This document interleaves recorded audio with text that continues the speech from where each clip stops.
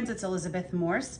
I'm coming to you from my kitchen today, and we're going to talk about a few ways. Everybody's trying to save money these days, and I've got a few tips on how to preserve food. The first one that we're going to talk about is freezing, and I think a lot of people, generally get the idea. You have a little extra something, you chuck it in the freezer. But I wanted to make a specific point about ground beef. I'm sure y'all have seen this at the grocery store. This week, this one, which is 73% lean and 27% fat, was marked down about $3 from its normal price.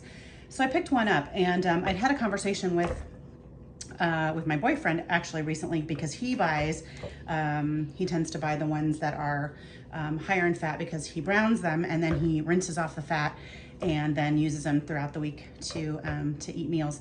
And he and I were both wondering, like, is it more cost effective to buy the higher fat content and drain the fat off and rinse it, or are you paying for that? And so anyway, we did the math and we did a little research, and it is in fact definitely the better idea to buy the higher fat content, cook it, drain it off, and so that was news to me. But anyway, kind of good to know. So I bought this guy, saved $3. This is a 3-pound roll, and my family, we never eat this much at once. So what I was going to show you is the correct way to freeze beef so that it stays good and frozen for a long time. You can apply this to a lot of different things, but you want to just make sure that your stuff isn't going to get freezer burned, and that's when it gets all those like little crystals on it. Tastes bad, you probably know that. But what I have here are 3 freezer bags. Now these have sliders on them. You can get all kinds of freezer bags, but just make sure you're getting ones that are actually made for the freezer. I really like that these are from Amazon. I get like a huge box of them, and they're pretty cheap, but they have this little area that you can write. So if you're taking food out of its original package, you want to be able to like remember what it is. And with ground beef, it's pretty easy, but every once in a while I'll freeze like extra soup or things like that. And sometimes you're like, is this chili? Is it tomato soup? I don't know. So I like to have this place where I can write, and I've just got a Sharpie marker. So I'm going to put the date, which is August 1st, 2022. And I'm going to put ground beef on all these. I'm just writing it on. And then I'll show you what I do. Oops, flip that over.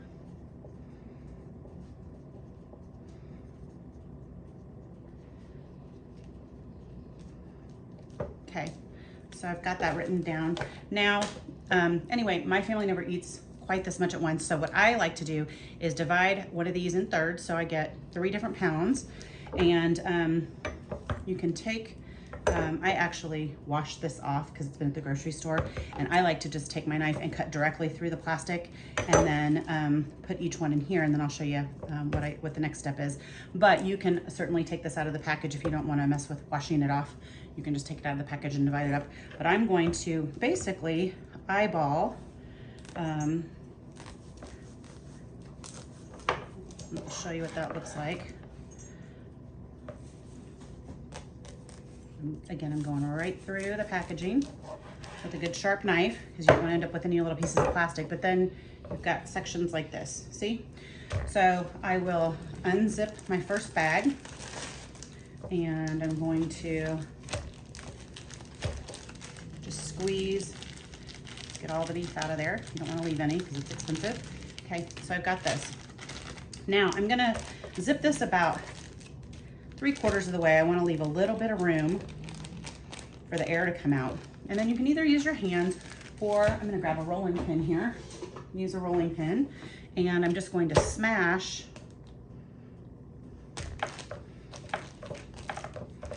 the beef flat. And there are a couple of reasons for this. Number one, when you're freezing stuff, you want to make sure there's as little air in your bag or your container as possible. And that allows for very little crystallization, which is what leads to freezer burn. Okay, so I smash this down. You see there's hardly any air in here. I'm going to squeeze out the last little bit of air and seal it, and then you can actually just kind of massage. See, nice and flat. This stores super easily in the freezer. So let me go ahead and do the other 2 real fast, and then I'll show you how nicely they stack. You're gonna be like, huh, okay. Maybe you already know this trick, I didn't. I would divide them up and leave them like this. And then they would get crystals, and they also would squish that down, not store very well. Definitely way easier if they're nice and flat. Okay, let me roll this guy out. This is actually fun too. If you've got little ones, they can help. It's hard to mess this project up, and they feel like they're helping and learning a little skill too. Okay, here's another one, nice and flat. And we get the third one.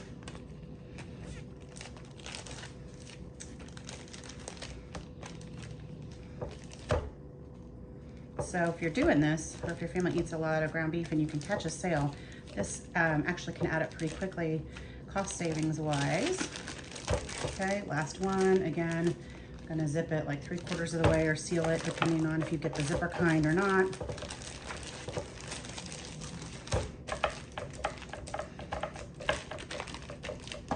And if your family eats more than this at a time, you could certainly get the really big gallon-sized freezer bags.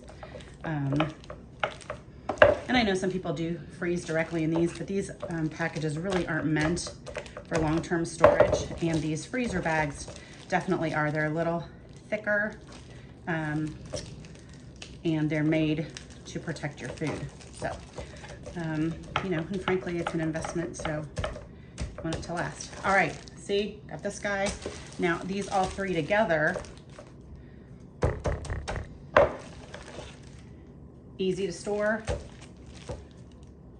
easier to thaw than one big roll, and hopefully you'll find that the savings is worthwhile and give this a try. Okay, freezing, and then we also have on today's agenda dehydrating, and I'm also going to show you how to do a little bit of fermenting, so stay tuned. Hey y'all, it's Elizabeth Morse again, coming to you from my kitchen.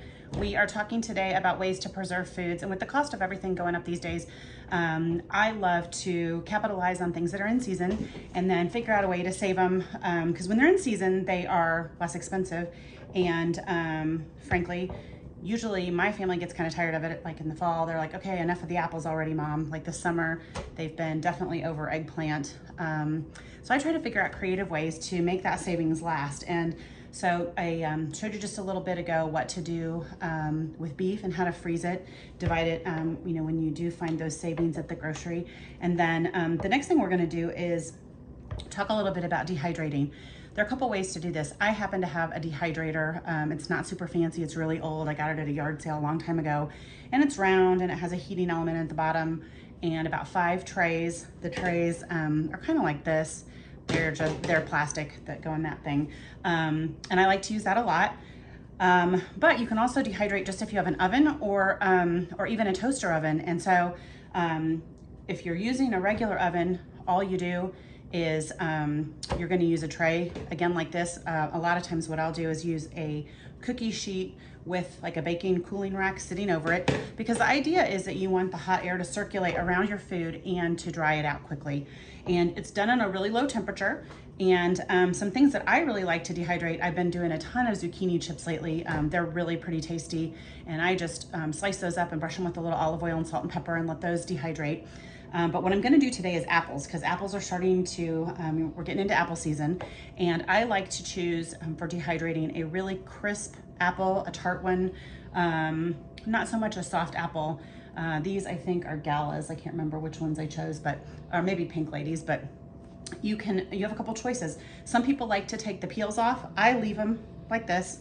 I do take the core out because that's just my preference, but you actually can dehydrate them and have little bits of seeds, and once they're dehydrated, it's crunchy and not a big deal. My family just doesn't care for them. So what I thought I would show you is how I do this, and they make a really tasty snack, but you can dehydrate all kinds of things. And I've been dehydrating a lot of celery this summer from my garden. I have had a ton. So I've dehydrated it because I can throw it in soups and stews, and it doesn't take up any room in my fridge, and it definitely doesn't take up much room in my pantry once it's dried.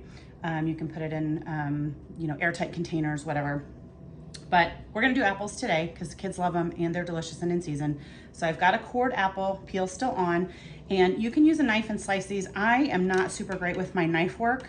So I'm using this mandolin, which is just basic pretty basic slicer. And it has the ability here on the side, I can set it to exactly what thickness I want. And when you're dehydrating apples, because they do have a lot of water in them, you want to choose a slice size that's less than 1/2 inch. So I've chosen a 1/4 inch because that's just what I like.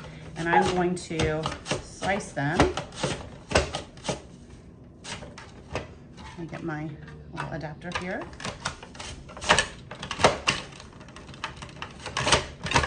Okay, so what it leaves me with are a bunch of rings like this.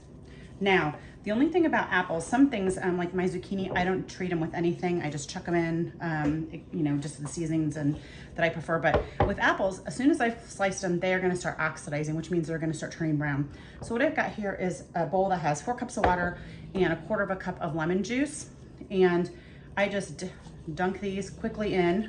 Obviously, it's pretty, the lemon juice is pretty diluted, so it's not going to be super tart or anything. But what that does is it just prevents the apples from turning brown. So you get a prettier, basically just a prettier product at the end. I'm gonna let these sit in here for 10 minutes and then I'm gonna come back and I'm gonna show you step 2 and then that's it. So see you in just a few minutes. We'll let these soak up a little vitamin C and we'll be right back. Hey y'all, I'm back. I let this cabbage kind of sit for a little bit. I'll show you what it looks like in the bottom here. You can see, I don't know, maybe you can't see. There's definitely a lot of juice in the bottom, and that's really just the liquid that's being released from the cabbage that I salted. So what I have is 4 of these wide mouth ball jars. That's what I like to use. I've got this kind of canning funnel, which is not necessary, but it's what I like because it keeps the rim of the jar from getting messy. Just one less thing I have to clean off. So you can see what I'm gonna do is I'm gonna start packing these, and when they get pretty full, I'm gonna really push them down. This gets packed super tightly, and then you'll see some of the liquid starts to release in the bottom of the jar, and then we'll put the weights on and let them do their thing. This is really, really a simple thing to do. But you will notice I really am kind of gonna, let's see here, you can kind of see, I'm really gonna force this down. And sometimes you even might wanna use like the end of oh, I don't know, like a wooden spoon, press it down. So really, really pack it in there. And I'm gonna put my funnel back in.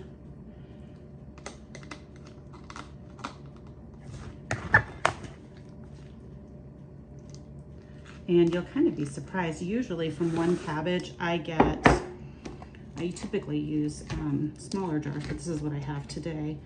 And I would usually get 4 pint jars. These are quart, and so I'm not gonna get as many, but you use what you have. Again, if you don't want to use individual jars, you can use one big bowl and just set a weighted ceramic plate down. So you can, I don't know, it's kind of hard to see, but there's a lot of liquid gathering here. I'm actually gonna put just a tiny bit more, and then put one of these weights that I use. And when I leave them out on the counter, I actually put a little tray or something under them, because sometimes as they ferment, they bubble up and the liquid actually bubbles over by itself, and that is a bummer if you have it on the counter and it goes everywhere.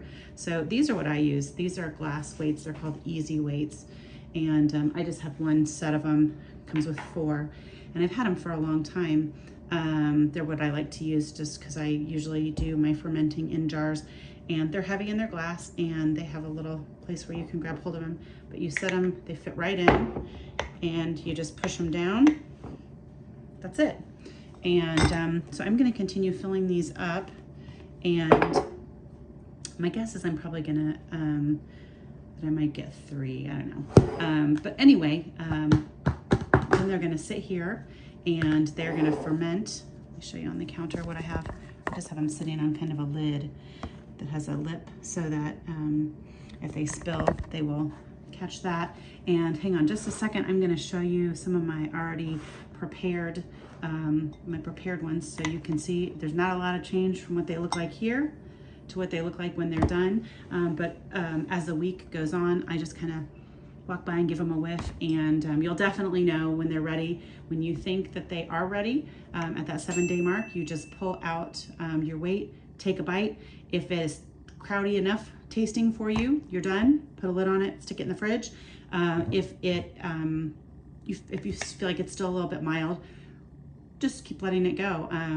I would check it every day and just see when it gets to the point where you like it, and that's it. It can't be any easier than that. If you like a little variety, sometimes when I'm making it, I add about for one cabbage, about a tablespoon of caraway seeds, and that's more of like a kind of a Bavarian style, like that you'd get at a German restaurant, but they're really good. So I encourage you to try those out. And you probably just heard the timer go off. That was my little oven with my dehydrated apples. So I'm gonna get those out and then take some photos and show you those as well. It's smelling pretty good in here. It smells like apples. And I did mean to say earlier, and I didn't, one thing that I also like to do, I really like the plain apples, but if you have a little cinnamon and you wanna sprinkle that on your apples before you stick them in, that's really delicious too. Kids love it.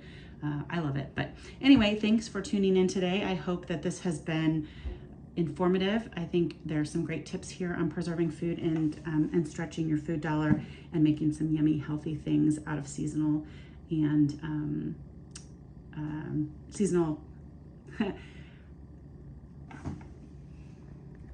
Okay, I've got my apples. They've been soaking, just floating in the water here with the lemon juice for about 10 minutes. And I'm just gonna get the excess water off. You could dry them off if you want to, but I just feel like that's not really necessary. And so I'm gonna shake the water off, the excess. I'm spreading them out on this rack. You definitely wanna make sure that you leave plenty of space between them. Don't crowd your dehydrator however you choose to dehydrate, because again, the whole idea is to get that warm air circulating around your fruit or your veggies and to dry them out. So this is what I've got here. And I am going to put this in my toaster oven. My toaster oven is one of those ones that has like an air fryer and a baker and all that stuff, but it actually just works as an oven. And that's easy for me because what you wanna do is you wanna set your oven to 125, 130 degrees, and you set your tray inside, but you wanna leave the door cracked just a little bit. And I've got this really funky old stove, and I actually can't crack the oven door on my big stove. So most people, I would say, would use a big stove and just keep the door cracked a little bit. These are gonna go for about 3 hours, and they're gonna shrivel up and be delicious. But anyway, I'm gonna put these on the one that's in my countertop because I have a little bit more control over that oven door, and you've got to leave it cracked so that the humidity can escape.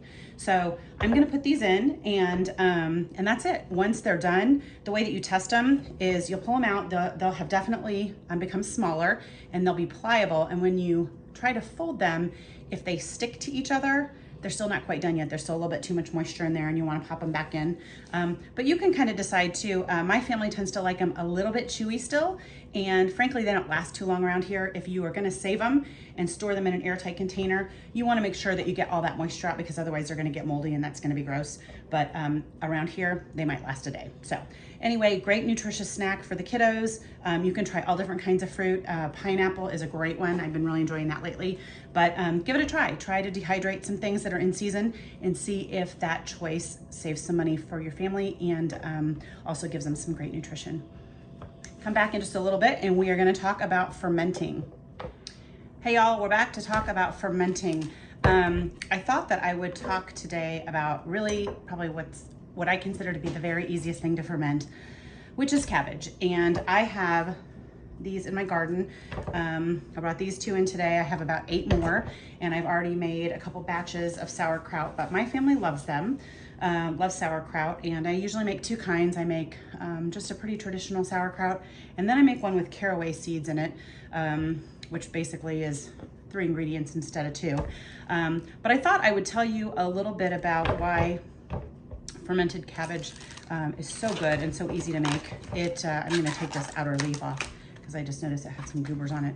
But basically, if you didn't know this already, sauerkraut is 2 ingredients. It's cabbage and salt. And what happens is when you slice the cabbage into little bitty thin slivers, And then you mix it with salt. You take your hands and you massage it, and the cabbage gets softer. And then after about half an hour, it starts to get kind of broken down and gets kind of juicy. And what I like to do, I use wide mouth canning jars, and I pack my sauerkraut into them. And then I have some little weights that sit on the top, because basically you want to make sure that the cabbage stays under the juice that it is, that it's producing.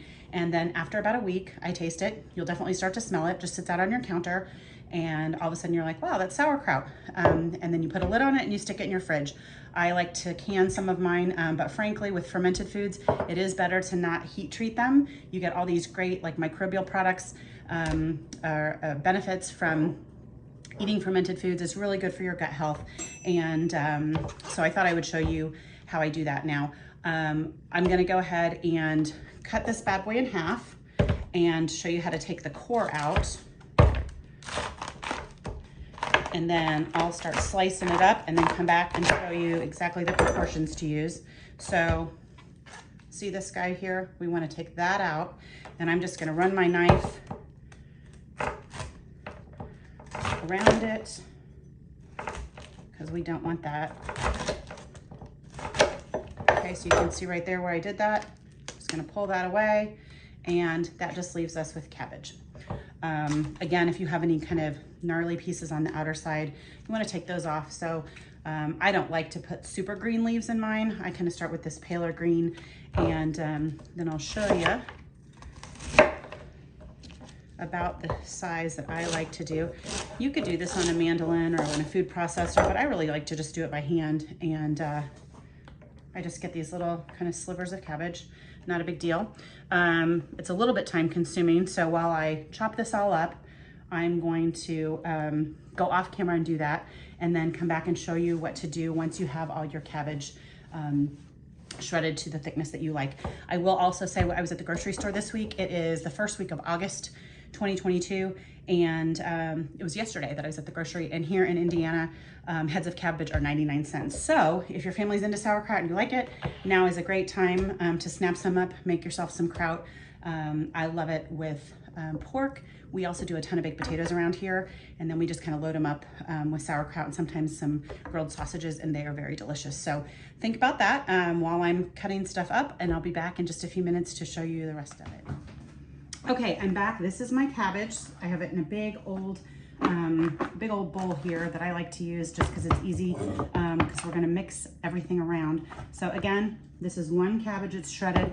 This cabbage, and this is kind of important, you do need to know how much it weighs, because for every pound of shredded cabbage, you're going to add 1.5 teaspoons of salt. I like to use kosher salt. It's usually just what I have on hand, but you can use whatever you like. So I'm going to use 4.5 for the weight of this particular cabbage. I'm going to use 4.5 teaspoons, and I'm just sprinkling it around here. 1, 2, 3,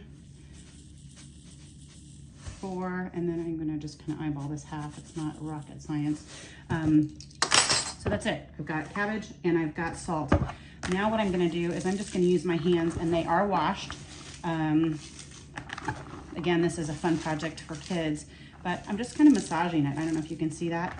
And at first you think, well, this is gonna take forever, and it's kind of dumb, but it really doesn't take long. And I just get everything massaged really well. It starts to kind of wilt. You'll feel it. And then what I'll do is I'll wash my hands, and I'll probably go sit down and read for a little bit. And after about half an hour, it really has made a whole bunch of juice in the bottom. And then once that happens, I will pack it into the containers that I like to use.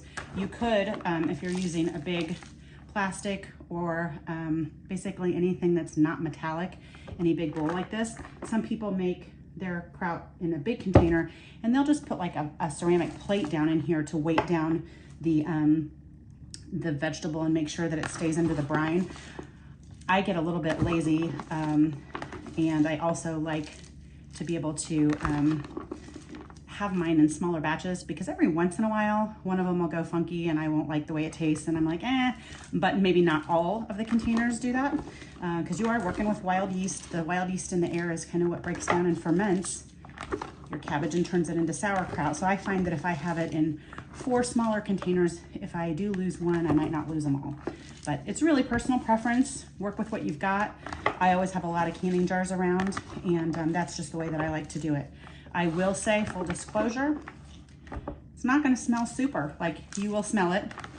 It does smell like kraut, but some people don't like it. So if you have the ability to put it in an area that maybe isn't super high traffic in your house, you might have happier noses. But anyway, it really is right at 7 days.